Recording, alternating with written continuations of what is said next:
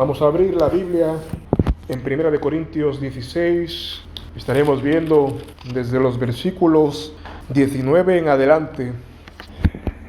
En la introducción de hoy estaremos recuperando algunos versículos que se nos quedó en el tintero la semana pasada. Nos servirá para introducirnos hoy, nos servirá para coger el hilo y continuar. 1 Corintios 16. Veíamos la semana anterior las exhortaciones finales. Meditamos largamente en estas. Meditamos que el apóstol Pablo estaba diciendo a la iglesia que Dios espera de ellos nada menos que valentía, nada menos que poder, como dice en 1 de Timoteo también, y se lo repite en la segunda carta, que Dios espera que nosotros seamos hombres comprometidos con Cristo más que con nosotros mismos y más que con el hombre. Luego lo veremos, pero nuestro amor por Cristo, nuestra dedicación a las palabras de Cristo y nuestro compromiso con lo que Él quiere de nosotros debe ser superior que con lo que un hombre espera de nosotros, que con tal vez la costumbre de nuestro tiempo, las tradiciones de los hombres o aún cualquier otra cosa que se interponga entre nosotros y algo que Cristo requiere de nosotros. Él decía, por ejemplo, en los versículos 17, veíamos allí que Pablo se regocijaba en la venida de Estéfanas, de Fortunato, de Acaico, porque estos suplieron lo que faltaba de vuestra parte, les dice a los corintios. Veíamos la primera mitad, la semana anterior, que Estéfanas fue un hombre que la Biblia nombró mucho porque mucho bien hizo.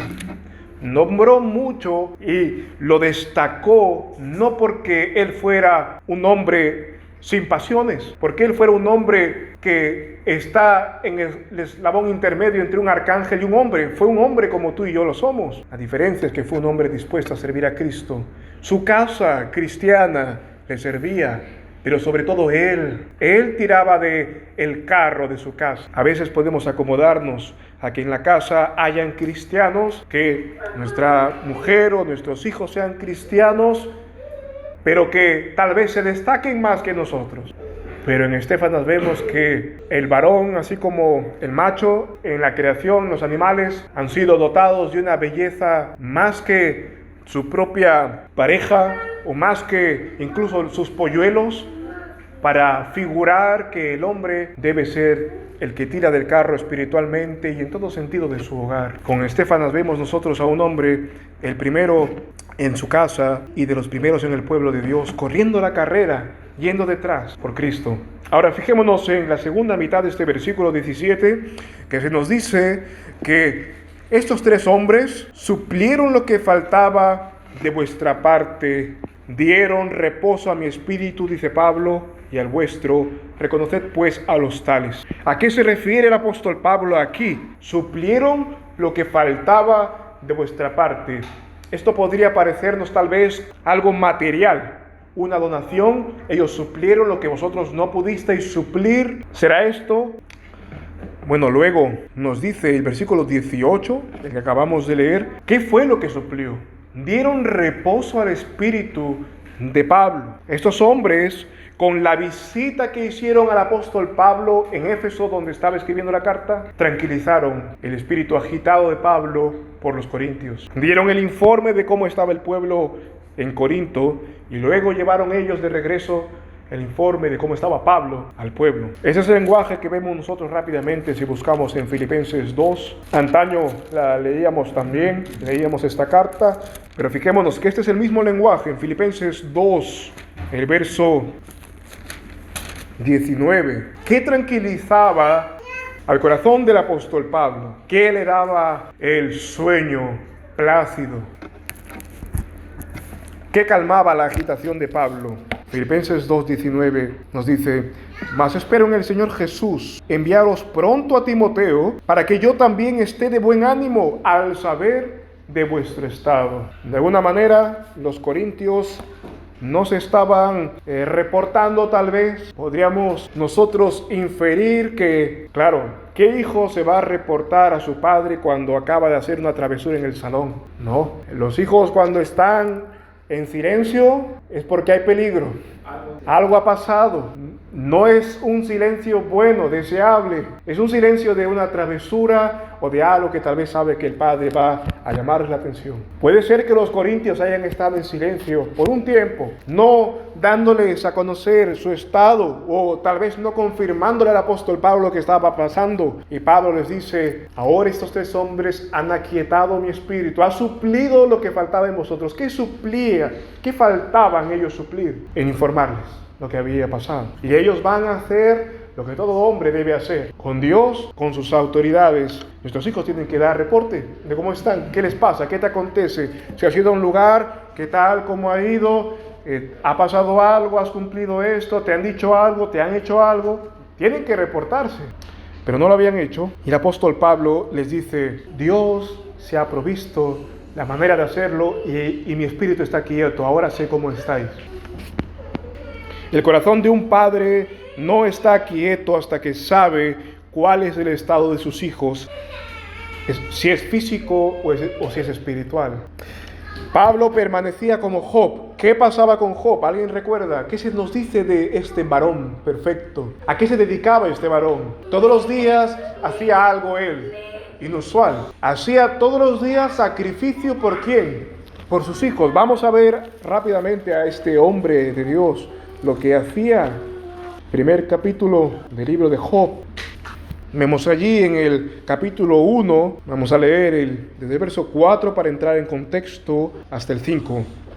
Nos dice: e iban sus hijos, los hijos de Job, y hacían banquetes en sus casas, cada uno en su día, y enviaban a llamar a sus 3 hermanas para que comieran y bebieran con ellos. Banqueteaban todos los días, lo que dice Proverbios que no se debe hacer, pero bueno. 5. Y acontecía que cuando habían pasado los días del convite, Job enviaba por ellos y los santificaba, y se levantaba de mañana y ofrecía holocaustos conforme al número de todos ellos, porque decía: quizá habrán pecado mis hijos y habrán maldecido a Dios en sus corazones. De esta manera hacía todos los días. Mira el corazón paternal de Job. Él todos los días enviaba por ellos, se santificaba por ellos, hacía sacrificios por ellos. Todas las mañanas el deseo de su corazón era interceder por sus hijos.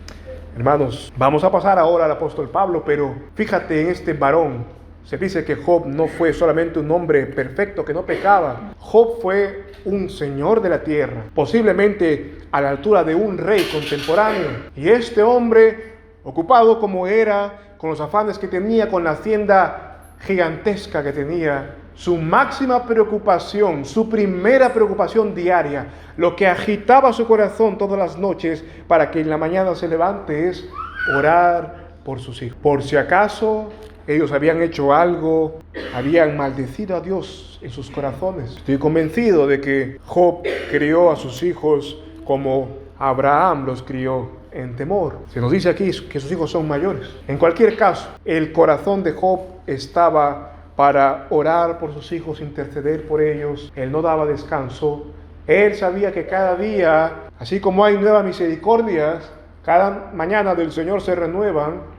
Él iba a buscarlas para sus hijos. Pablo está aquí como padre espiritual de ellos, como esperando de ellos buenas noticias, orando a Dios cada mañana. Fíjate que en Job dice que ellos ofrecían sacrificios de holocaustos.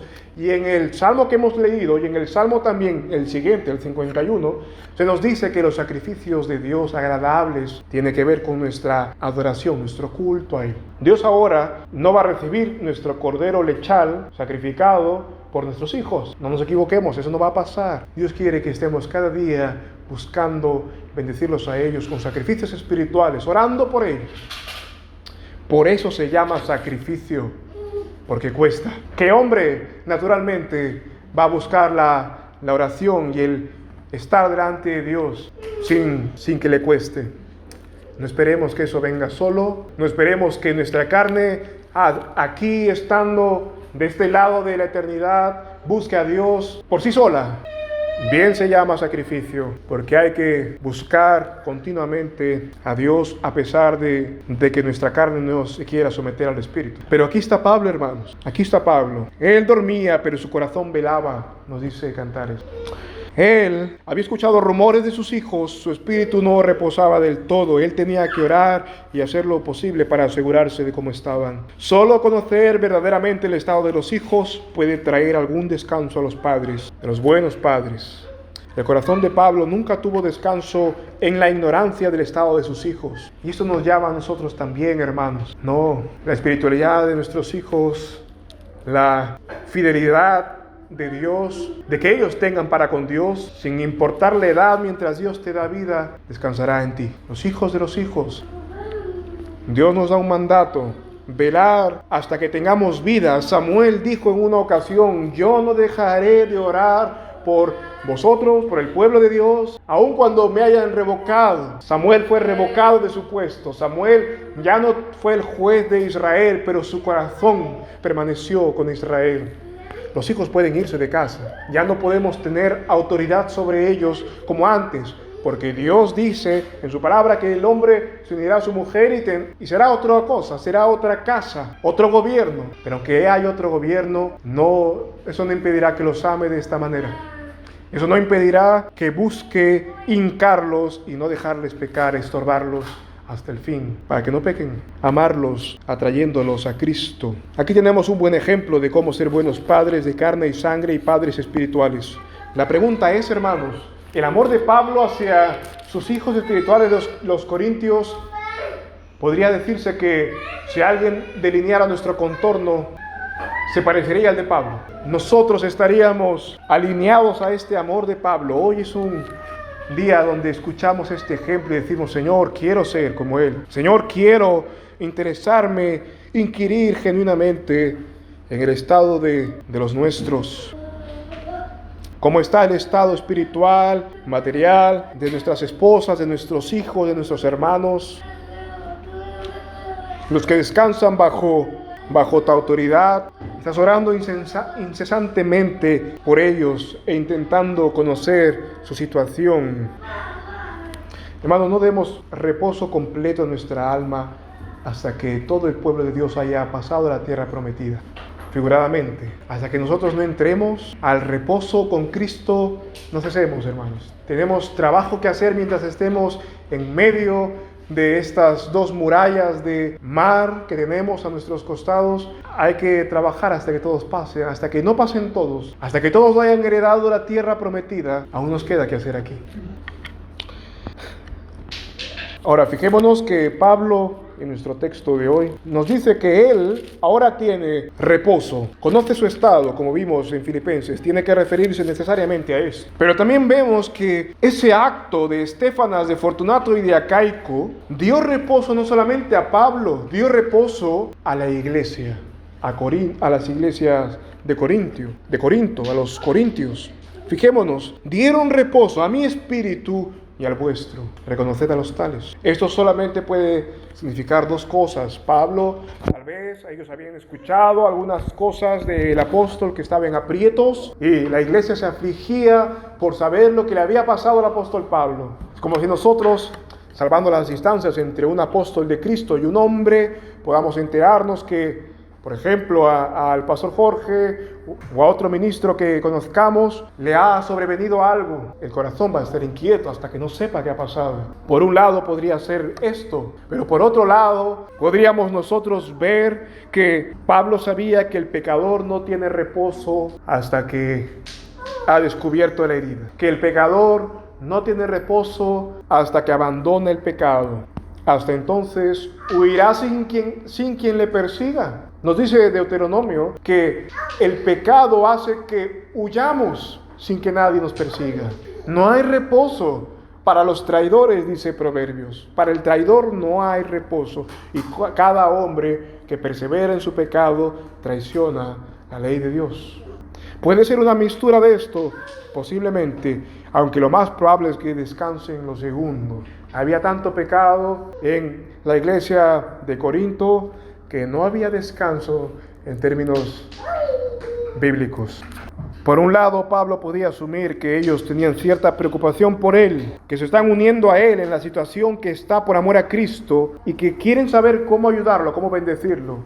Nosotros, si tuviésemos algún ministro cercano en problemas, estaríamos buscando la manera de ayudarle. Esto habla bien de ellos. Ellos querían unirse con quien se había unido a ellos. Están interesándose en el bienestar también de él. Pero también puede ser que esta declaración, Pablo está diciendo, ahora envío la medicina, ahora está llegando a vosotros estas palabras que dan salud. Hermanos, el pecador no duerme, o mejor dicho, duerme pero no descansa, no reposa. Cierra los ojos, pero su alma sigue agitada, turbada, preocupada. Las muchas ocupaciones no lo dejan dormir, las muchas preocupaciones tampoco. El pecador está siempre, como dice Génesis 49:4, impetuoso como las aguas. ¿Cuándo has visto un mar descansado? Aunque sea la ola más ligera, en medio del mar siempre hay ímpetu. Siempre hay ímpetu. El pecador lo mismo. El pecador se ha robado la paz. Esta carta es para que ellos traigan la medicina que los despierta y les alivie de su mal. ¿Cuál es nuestro estado, hermanos? Nos dice el Salmo 4. ¿Cuál debería ser nuestro estado cada día? ¿Alguien recuerda qué dice el Salmo 4? Ahí creo hasta una canción para niños de eso. Salmo 4 dice, me acosté y me levanté. ¿Por qué razón? Porque tú me haces vivir confiado. Tú me sustentas. Hermanos, Dios quiere darnos un sueño tranquilo. Dios quiere que aprendamos a estar en quietud, a que seamos hombres que pueden reposar bajo el enebro, bajo la higuera. El Señor Jesús destaca a Natanael y le dice, he aquí un verdadero israelita. ¿Qué hacía él? ¿Qué hizo Natanael? Sorprendente. Cuando estaba bajo la higuera y le dice, debajo de la higuera te vi. Así encontró a Natanael, así encontró a Isaac, así encontró a Débora, así encontró también a Abraham. Me acosté y me levanté porque tú me haces vivir confiado. El hombre que está en paz con Dios tiene el alma quieta. Busquemos eso, hermanos. No estoy diciendo que nos vayamos a un monasterio. Estoy diciendo que aprendamos a tener de Dios la paz, la quietud, a no perder el sueño. Fíjate, lo antagónico a eso es lo que dice Proverbios. Proverbios 4, versos 16 y 17. Hay personas que se les va el sueño y se nos dice en Proverbios 4, 16, 17, porque ellos no duermen si no han hecho daño y pierden su sueño si no han hecho caer a alguien, porque comen pan de maldad y beben vino de violencia. Hermanos, somos como el Salmo 4, confiados, o nos quita el sueño no hacer el mal, no hacer el bien, nos quita el sueño hacer lo malo. Si hoy no entramos en conflicto con alguien, si no hemos hecho caer en nuestro juego a alguien, no dormimos. Duermes, pero lo puedes hacer como Pablo, que se acostó con una conciencia tranquila de haber hecho lo que Dios demandaba para él hoy.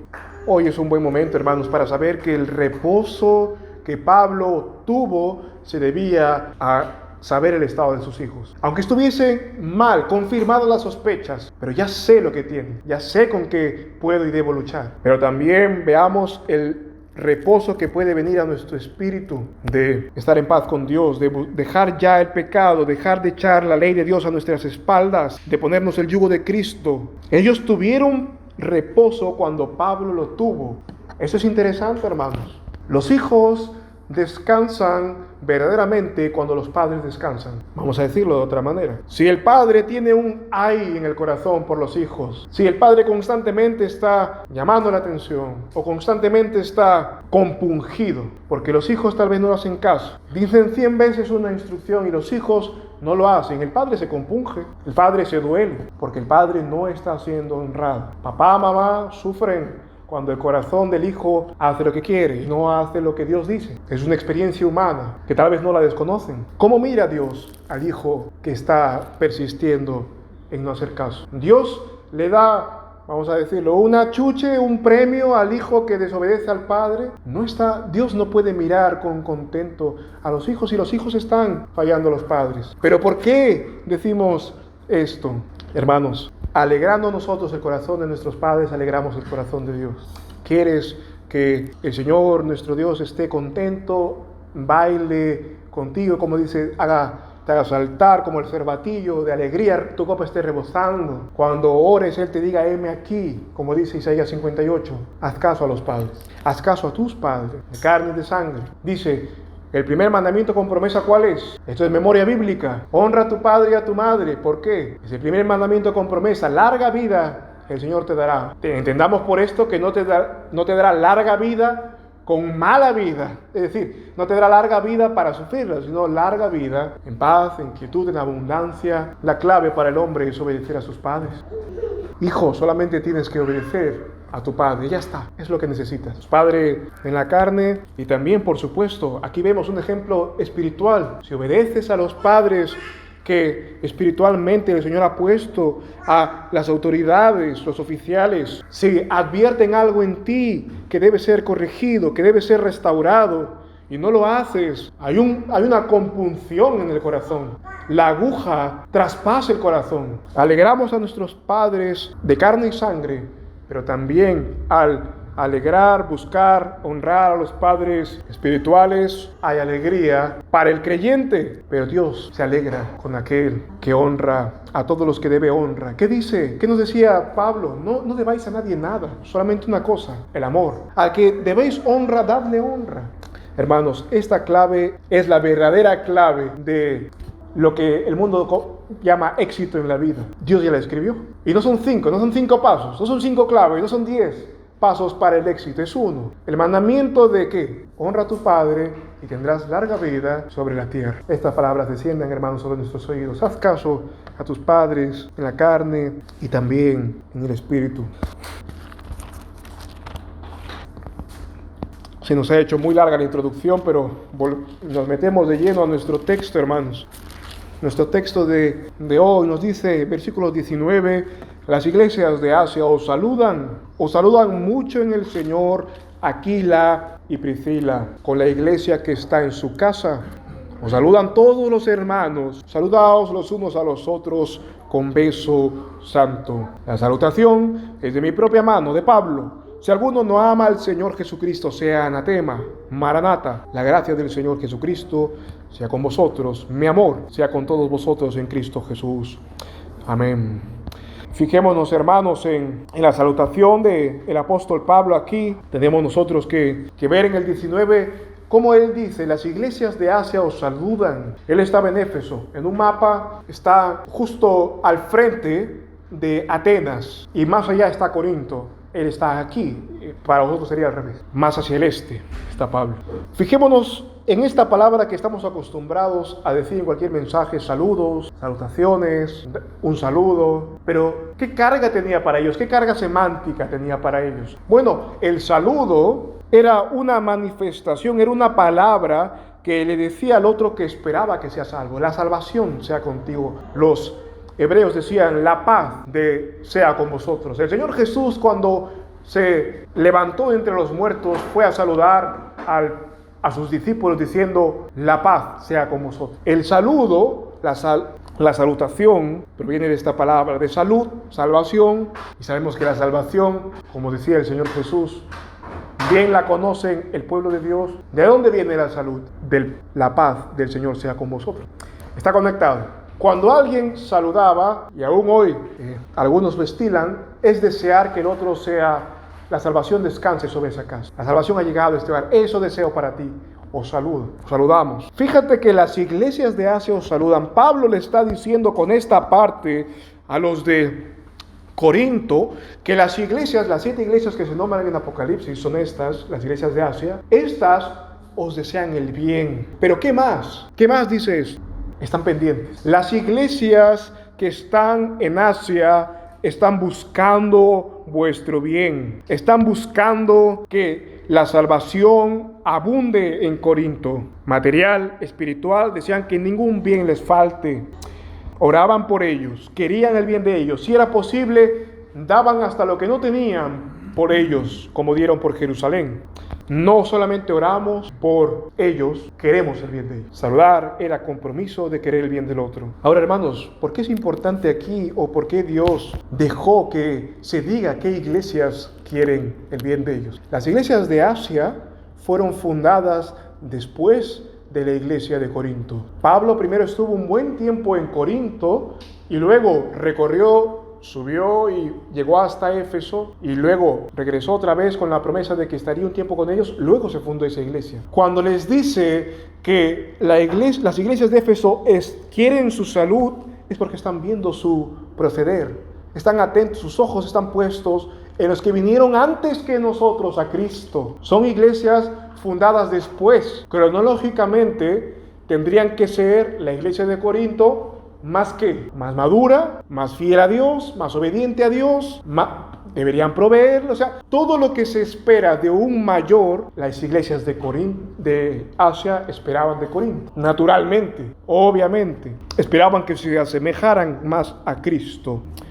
Pero ¿qué encuentran? Con esto les está diciendo el apóstol Pablo, es que cuidado cómo procedes en tu andar con Cristo, porque los menores en Cristo te ven, las iglesias menores en Cristo os ven. Cuando esto llegó a sus oídos, tuvieron que ser sacudidos. Es verdad, no estamos solos, no vivimos para nosotros. Tenemos una audiencia que nos ve, tenemos hermanos que nos ven, posiblemente han llegado décadas después del Evangelio o años después que nosotros, pero nos ven y esperan grandes cosas de nosotros. Esperan como la mujer que estaba en Cantares. Hay una niña pequeña, todavía no sabe cómo andar por la vida, y la madre dice, yo le enseñaré.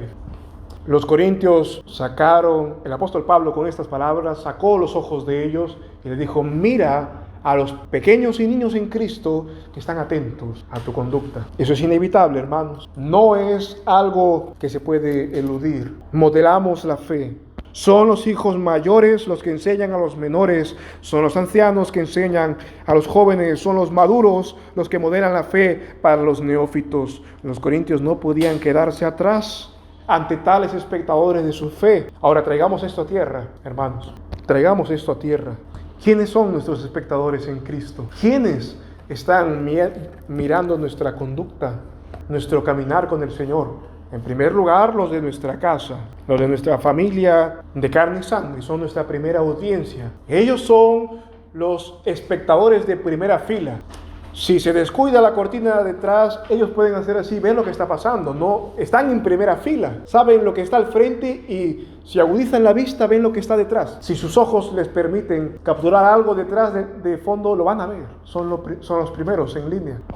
¿Cómo está nuestro modelaje en Cristo? Modelar la fe no es modelar una pasarela como hoy se dice, es cómo nos comportamos delante de otros la fe. Palabras del apóstol Pablo a los hebreos dice, debiendo ser ya maestros. ¡Wow! ¿Qué viene a continuación? ¿Alguien lo sabe? Debiendo ser ya maestros, les dijo a los hebreos, tenéis aún necesidad de leche. Y luego les dice, para que no se escape esto a su imaginación, ejercitarse en lo bueno. Debiendo haber estado más ejercitados en lo bueno, hoy hay necesidad aún de enseñar los rudimentos. Vamos a ponerlo de esta manera, hermanos. Nuestro ejemplo, nuestro andar con Cristo allana el camino para los niños en Cristo que hay en casa. Puede ser, como en algunas familias ha dado, donde tal vez primero se convierte el hijo, luego los padres. Bueno, esta es una obra de Dios soberana. Él lo puede hacer así. Pero en el orden normal de las cosas, por ejemplo, en ese caso, el primero que llegó en Cristo tiene que modelar la fe muchísimo mejor que los que tienen recién llegado a Cristo. Aunque sea delante de sus padres o aun cuando, por ejemplo, la esposa llega a los pies de Cristo primero que el esposo. ¿Qué pasó? Aun cuando la autoridad no descansa en ella, su testimonio de Cristo tiene que ser más dulce con el pasar de los años, como el vino, más noble, más gentil, más sujeto. Ella tiene que hacer como dice Pedro. ¿Qué dice Pedro? Gánalo por la conducta. No dice gánalo por otra manera. Dice serán ganados por la conducta de ellas, los esposos, los maridos. Ahora es en cuanto a la mujer. Pero en cuanto a los hombres, nuestro proceder allana el camino para los que están en nuestra casa. Nuestro proceder es como el de Estefanas, que él tira del carro y los que están detrás de él encuentran un terreno arado, donde plantar, donde crecer. Hermano, nuestro ejemplo motiva a andar en Cristo o escandaliza. Tenemos una audiencia continua, nuestros familiares son los primeros que nos ven. Por amor al Señor y por amor a ellos, Hermanos, no hagamos que blasfemen el nombre del Señor por nuestra causa. Fíjate que este pasaje se nos dice de que el pueblo de Israel hizo que los gentiles blasfemaran. Por la conducta de ellos, los pueblos paganos blasfemaron al Dios de Israel. Pero eso internamente, dentro del pueblo de Dios, dentro de nuestras puertas, de nuestras cuatro paredes, no hagamos que nosotros, siendo cristianos, que los pequeñitos en Cristo, o que nuestros hijos, o que nuestro cónyuge, sea hombre o mujer, blasfeme el nombre de Cristo por nuestra culpa. No digamos de los gentiles, empecemos por casa. Nuestro deber es que nuestra audiencia primera tenga un buen testimonio de Cristo, inconfundible, nítido. Hay que vivir de tal manera que ningún incrédulo tenga motivo para maldecir a nuestro prójimo. Amén. Hay que vivir de tal manera que ningún impío pagano diga nada de nuestro Dios. Hay que ser diligentes, esforzados, valientes. Hay que ser hombres santos, mujeres santas, puras. Hay que ser eso, de cara al público, como decimos, de puertas para afuera, pero sobre todo de puertas para adentro. Si buscamos la luz de fuera, hay refranes que se han hecho con eso. Luz fuera, oscuridad para adentro. Dios le llama de otra manera. Cuando la obediencia no es de puertas para adentro, el testimonio no se busca de puertas para adentro, la honra no se busca de puertas para adentro, cuando es de puertas para afuera, Dios tiene una palabra para eso y es hipocresía. Hermanos, algo que puede salvar nuestros hogares está delante de nuestros ojos. Algo que puede salvar nuestros hogares del naufragio, a las iglesias del naufragio y a la nación, es que el hombre, el primer escenario en el que él está, es su hogar, y el que él debe procurar ser el más hermoso y ser el más fuerte allí. Se necesitan cristianos responsables hoy, con su hogar primeramente. No caigamos en hipocresía, hermano. La hipocresía es lo que Dios detesta, el no hablar verdad en el corazón. Seamos consecuentes y comprometidos en obedecer a Dios en nuestro hogar primeramente. Que ninguno de nuestros familiares de sangre o familiares en la fe se queden sorprendidos por nuestra inmadurez o por nuestra falta de diligencia o por nuestra falta de amor para con Dios o para con ellos. Ninguno. No puede haber acepción de personas, ni en la familia de la sangre, ni en la familia de la fe. Servir a Dios en nuestro primer telón, en nuestra primera escena es allí, hermano. Esto puede salvar nuestro hogar. Esto puede salvar la nación entera, hermano. Si solamente hubieran hombres íntegros, mujeres íntegras, contentas, salvarían a muchos. El que gana almas es sabio, nos dice Proverbios. No se refiere solamente a un acto externo, se refiere a ganar también por la conducta. Si eres padre, tu esposo y tus hijos son tu escenario principal. Si eres madre, tu esposo y tus hijos son tu audiencia principal. Si eres hijo, tus padres y tus hermanos son tu primera audiencia. Si no vives para ellos, para demostrarles la fe que Dios te enseña, entonces no podrás demostrárselo a nadie más en verdad. Podrás demostrarles algo, una careta, pero la sustancia está con lo que hacemos con los nuestros. Podrás hablar de Cristo y engañar a otros que eres cristiano, pero a los de tu casa es imposible. Hermanos, esto no se lo dice un hombre sin pasiones. Tenemos pasiones, estamos en la misma bolsa, estamos en esta misma creación, en este mismo tiempo, sujeto a las mismas tentaciones de nuestro siglo. Si nos dijesen lo mismo nosotros, nos saludan otros, están pendientes. Hermanos, demos un buen ejemplo. Los nuestros saben cuánto amamos, cuánto sacrificamos, cuánto obedecemos, cuán ayudado eres por Dios, cuán oído eres por Dios, cuán amado eres por Él. Si tenemos más años en Cristo, ¿cuál es la conclusión lógica? Más parecido con Cristo tenemos que estar. Hoy es el día para recuperar tal vez el tiempo perdido. Démosle lo que necesitan. La integridad, el testimonio vivo. Nada alimenta más, hermanos. Nada nutre tanto la fe como ver a un hombre sujeto a Dios, bendecido por Él. Por eso la Biblia nos llena de tanto. Por eso los ejemplos de la Biblia satisfacen tanto el alma, porque vemos que están los hombres recibiendo bendición de Dios. Si eso lo tienes en tu casa, por todos lados tendrás que alabar a Dios. Queremos ser motivo de empuje a nuestros familiares. Cristo está dispuesto a darnos la salvación, la santificación, la sabiduría, porque Él es todo eso. 1 Corintios 1 y 2. Él es nuestra salvación, nuestra santificación, nuestra sabiduría. Él está dispuesto a darnos esto y mucho más. Él quiere unirse al pecador arrepentido y darle nuevas fuerzas, nueva vida. Él quiere darle la santidad y la sabiduría que necesita. Él la tiene y Él está a la expectativa de su pueblo, esperando que vuelva a la casa. Nos dice aquí el texto: os saludan mucho en el Señor Aquila y Priscila, con la iglesia que está en su casa. Esta pareja de esposos, conoció a Pablo en Corinto, en Hechos 18. ¿Alguien recuerda a qué se dedicaban estos hombres? Aquila, Priscila. Ellos eran fabricantes de tienda. Hechos 18 nos lo recuerda. Y fíjate que es curioso lo que dice aquí: os saluda mucho en el Señor Aquila y Priscila, con la iglesia que está en su casa. Está hablando de que está en Éfeso. Seguramente está con el apóstol Pablo en Éfeso también, de donde él escribe. Pero esto es característico de Aquila y Priscila, que allá donde van, su casa es hospedadora de la iglesia. Romanos, si tú ves, es el final de Romanos, en el capítulo 16, te darás cuenta que Pablo aquí está hablando otra vez de Aquila y de Priscila y de la iglesia que está en su casa. Romanos 16, verso 3 nos dice: saludad a Priscila y a Aquila, mis colaboradores en Cristo Jesús, que expusieron sus cuellos por mi vida, a los cuales no doy gracias yo solo, sino también todas las iglesias de los gentiles. Fíjate, asimismo a la iglesia que está en su casa, saludadla. Ellos estaban antes en Roma, parece ser, que tuvieron que, en aquel edicto de los judíos, salieron de Roma, se fueron a Corinto, pero ellos ya eran creyentes aparentemente ahí en Roma. Y ellos ahí habían servido a la iglesia del Señor, y su casa o su taller probablemente, porque para hacer tiendas ellos tenían que tener un taller, lo habían dispuesto al servicio a Dios en Roma, pero luego también en Éfeso, donde están con Pablo ahora, y dicen: os saluda la iglesia que está aquí. Hermanos, ellos bendijeron con su oficio y con más allá de su oficio al pueblo de Dios.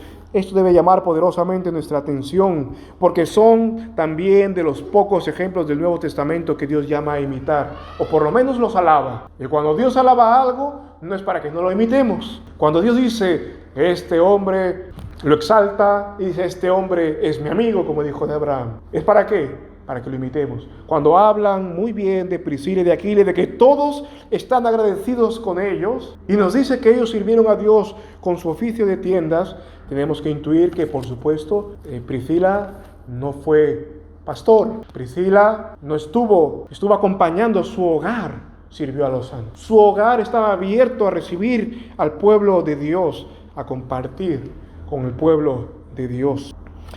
Ese anhelo de bendecir al pueblo de Dios, siendo responsable de su oficio, con sus manos bendecir a otros, está registrado en la Escritura. Hermanos, tengamos a la luz de esto algo presente. Usemos todo lo que tengamos para nuestro bienestar, nuestro disfrute. Para eso Dios nos lo da, dice en Eclesiastés. Pero al mismo tiempo, lo que Dios nos da, después de haber saciado la boca de los nuestros como Él manda, busquemos bendecir a otros, al pueblo de Dios, con los bienes que Él nos da. Esta pareja buscó bendecir a Pablo, compartió su oficio con ellos, de maneras que él pudo. Seguramente, vamos a conjeturar, le habrá prestado las herramientas, le habrá prestado el taller. Pablo, tú sabes hacer esto, trabaja con nosotros. Y Pablo, encantado, fue a trabajar con ellos. Estamos conjeturando, pero esto pudo haber pasado. Pero el principio es que nuestra familia y lo que Dios nos da, si queremos servir, como dice Josué, resuelvo servir al Señor, es que mi casa está abierta al pueblo de Dios. Estoy pendiente de las necesidades que tienen mis hermanos para suplirlas con la iglesia, su iglesia local. En el día del Señor probablemente abrían las puertas para que se reúna ahí la iglesia. La actitud que ellos tenían era todo lo que todo lo que Dios les daba era para hacer misericordia y verdad. Mira, hay un versículo que el hombre más sabio que hubo después de Cristo dijo en Proverbios 3:3: la misericordia y la verdad no te desamparen. Átalas a tu cuello, escríbelas en la tabla de tu corazón, y hallarás gracia y buena opinión ante los ojos de Dios y de los hombres. Otra clave, otra perla. Esta es verdadera, esta es genuina, esta no es humo. ¿Quieres tener gracia y buena opinión delante de Dios y de los hombres? Ata dos cosas a tu cuello: misericordia y verdad. Esto hallaron esta pareja. Hicieron con Pablo la misericordia que pudieron, como hicieron antiguamente a los profetas. No voy a citar la historia, pero ¿te acuerdas de Eliseo? ¿Quién fue Eliseo?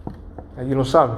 Eliseo ¿Discípulo de quién? De Elías. Eliseo hizo mayores cosas. Y en 2 de Reyes 4:8 se nos dice que una mujer se fijó que Eliseo venía continuamente, no sabemos para qué, para servir a Dios seguramente, pero iba continuamente a una ciudad en la cual ella estaba, Sunem se llamaba la ciudad. Iba y venía. Y cuando esta mujer se dio cuenta que era un hijo de Dios, que estaba sirviendo a Dios, le dijo: cuando vengas, no te poses en ningún otro lugar, quédate aquí conmigo.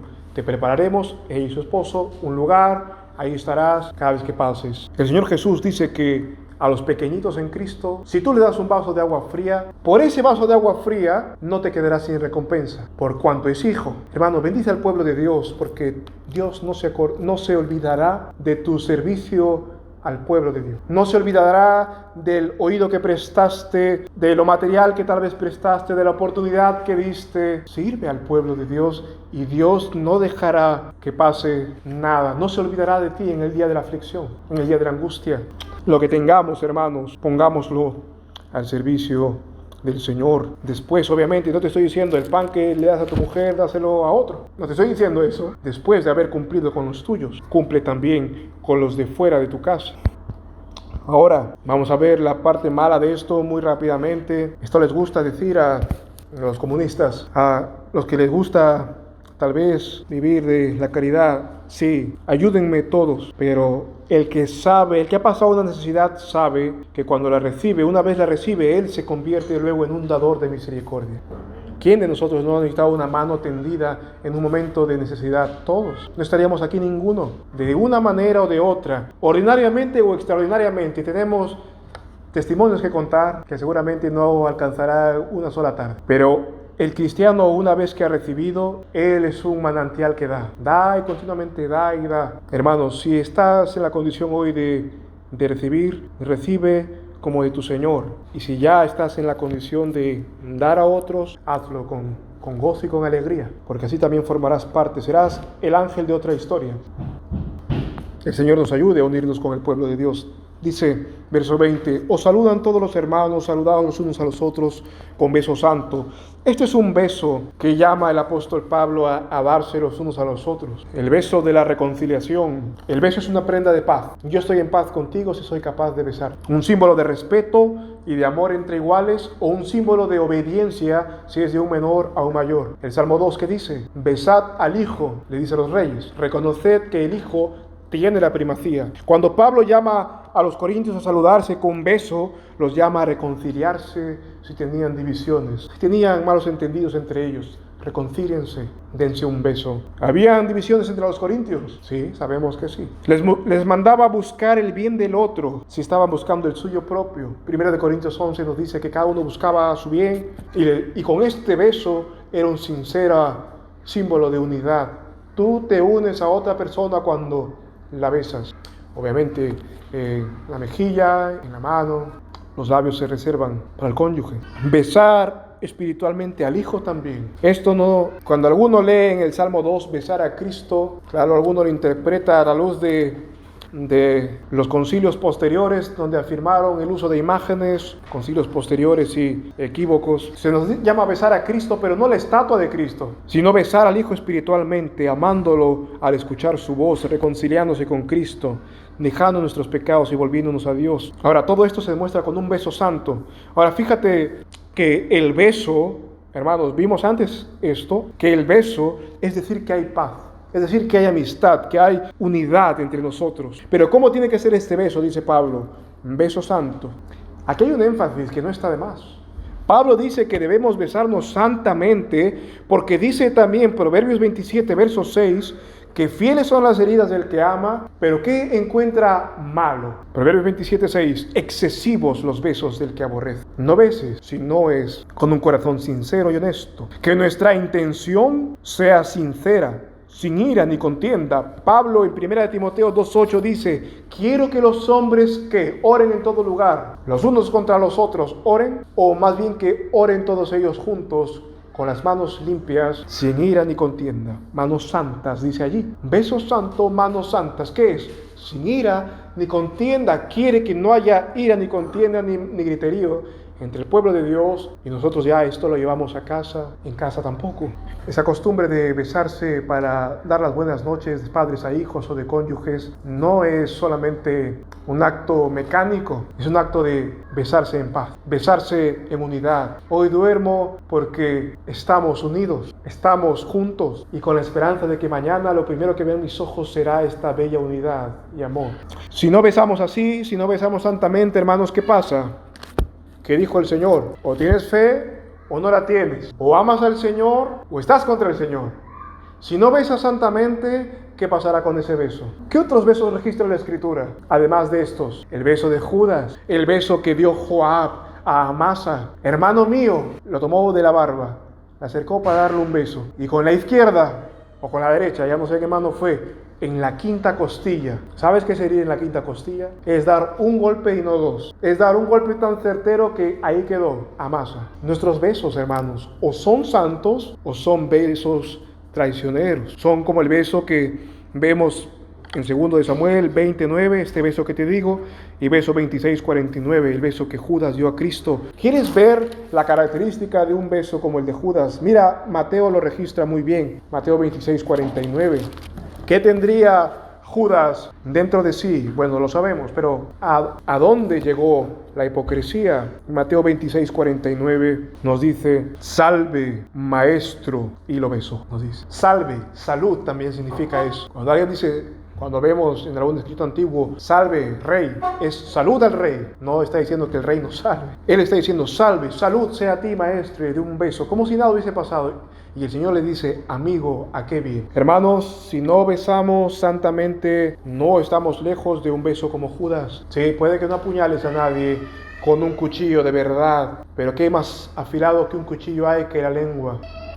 Si no quitamos la levadura de nuestras muestras de afecto a otros, estaremos más expuestos a la vieja levadura, a la hipocresía y la traición. Arreglemos, hermanos, nuestros asuntos y demos un beso sincero, honesto, santo, porque fieles son las heridas del que ama. Tal vez no puedes dar un beso hoy a tu prójimo, no te preocupes, es el pecado que muere en nosotros. Tal vez el otro hirió, tal vez el otro dijo algo, tal vez el otro hizo algo que te impide dar un beso santo. Pero, ¿qué dijo el Señor Jesús? Acércate a tu hermano, ve. Si tiene un problema contigo, ve otra vez. Toma otro si hace falta y luego ya.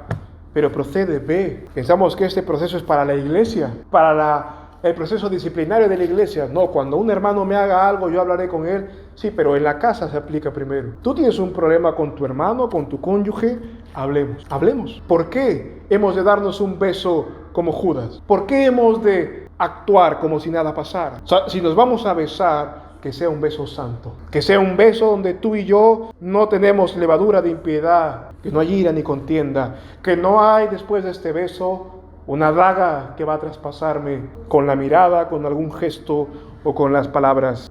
Besémonos santamente, hermanos. Que el cónyuge sea el primero, que hagamos de nuestro cónyuge y de nuestros familiares que hay en casa, Mateo 18, nuestra regla.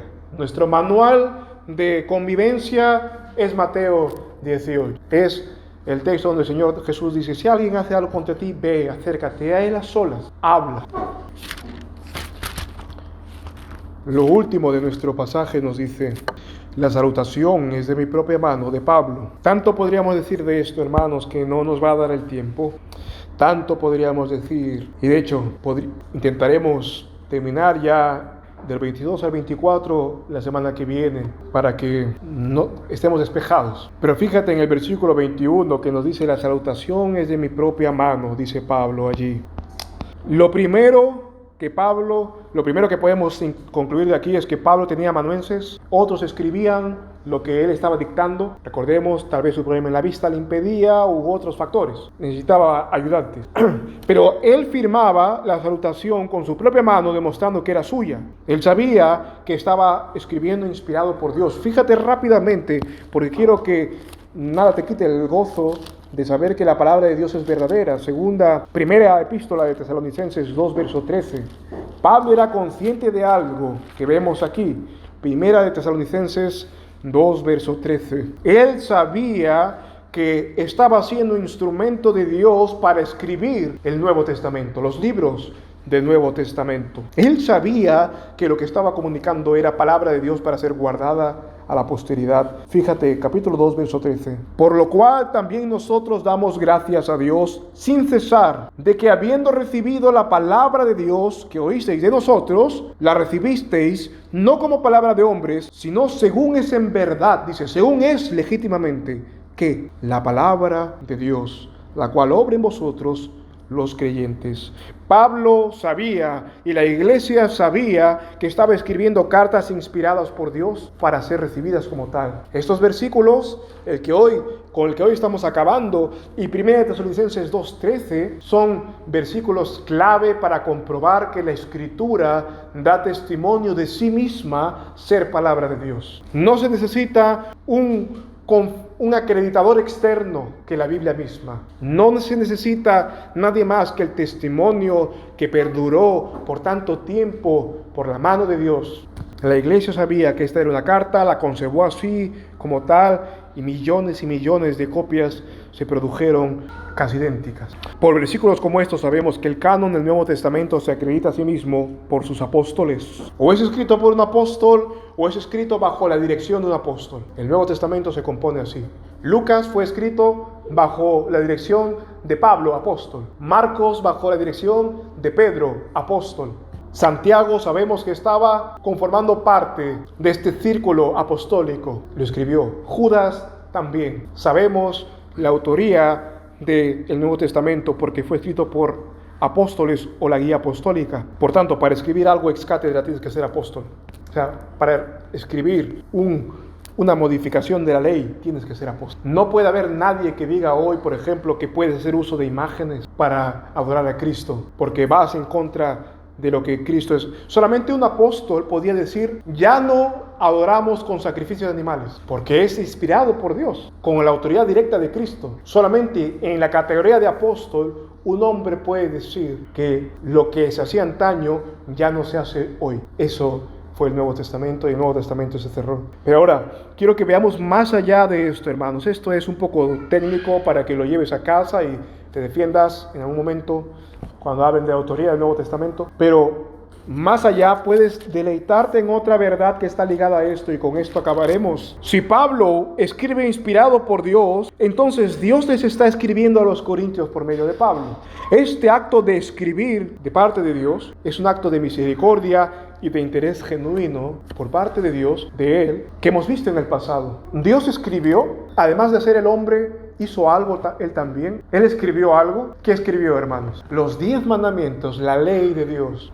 Nos dice el pasaje de Éxodo 31:18, quiero que lo leas con tus propios ojos. Éxodo 31, verso 18, dice, y dio a Moisés, cuando acabó de hablar con él en el monte Sinaí, las 2 tablas del testimonio, tablas de piedra, escritas con el dedo de Dios. Esto lo vemos repetido en 2 lugares más de la ley. Dios está escribiendo su revelación al pueblo de Israel. Y ahora en el Nuevo Testamento, Dios está tomando a hombres para escribir también su nueva revelación a la iglesia de Corinto. Esto es una bendición insuperable, que la deidad, Dios, escriba. Si Dios escribió con su dedo en las tablas de piedra, ¿qué quería comunicar al pueblo? Vamos a utilizar nuestro ejercicio bíblico. ¿Por qué Dios específicamente le mostró a Moisés que él tuvo la voluntad de escribirlo con su dedo en una tabla de piedra? ¿Qué crees que comunica ese hecho? Él pudo haberle dado la tabla ya hecha o no haberle dicho que él había escrito con su dedo. Dios puede hablar y todo hacerse. Pero ¿por qué este detalle se recoge en la Escritura de que fue hecho con su dedo? Te lo voy a decir en forma de oración y luego lo leeremos en el Nuevo Testamento. Para que nosotros podamos orar al Señor, escribe tu ley en mi corazón, en esta tabla de carne, para que no me olvide de tu ley. Salmo 119, graba tu ley a tu siervo. Cuando él entienda, vivirá. Cuando él entienda, te amará. Segunda de Corintios 3, verso 2, no lo dice en formato de oración, lo dice en formato de epistolar. Segunda de Corintios 3, versos 2 y 3. Le dice a la misma iglesia tiempo después. Mira, Segunda de Corintios 3, verso 2. Vosotros sois nuestra carta, escrita en nuestros corazones, conocida y leída por todos los hombres, siendo manifiesto que sois carta de Cristo, ministrada por nosotros, escrita no con tinta, sino con el Espíritu del Dios vivo, no en tablas de piedra, sino en tablas de carne del corazón. Dios quiso que Pablo escribiera estas cartas inspiradas, pero la voluntad de Dios no acaba allí. Dios no quiere que solamente tengamos una Biblia en físico. Dios quiere escribirla en nuestro corazón. Que nosotros tengamos en este corazón de carne el nombre de Dios. Que seamos llamados cristianos y cristianos de verdad. Que seamos llamados hijos de Dios. Mirad cuál amor nos ha dado el Padre, dice Juan. Tenemos que rogar a Dios que esta ley se grabe en nuestro corazón, en nuestro espíritu, con tinta indeleble, no con tinta, con su dedo, con su Espíritu Santo. Pidámosle esto al Señor, hermanos. Pidámosle esta gracia y Él está dispuesto a hacerlo. Vamos a Cristo en oración, rogámosle esto para parecernos más a Él, que Él nos esculpa y que quite de nosotros el exceso que tenemos de carne, el exceso que tenemos de barro, y seamos tallados a la imagen de Cristo. Vamos a este Señor nuestro en oración. Padre, te damos gracias porque eres nuestro Dios, porque eres nuestro Señor. Y aquí vemos, al terminar hoy, en esta mañana de escuchar tu palabra, hemos visto muchas cosas, Señor, pero concluimos sabiendo que tú nos has dado esta palabra escrita, como se lo diste a tu pueblo antaño, pero no para que quede allí en nuestras manos, no para que quede guardada en el arca, no para que quede solamente en nuestras casas, sino para que todos los corazones de esa casa la tengan en sí, la guarden en el corazón, te amen desde lo profundo de su ser, que estén tan ejercitadas nuestras conciencias que sepan qué hacer en los momentos de prueba y de tentación, sepan huir como ave, cual cazador que quiere atraparlo,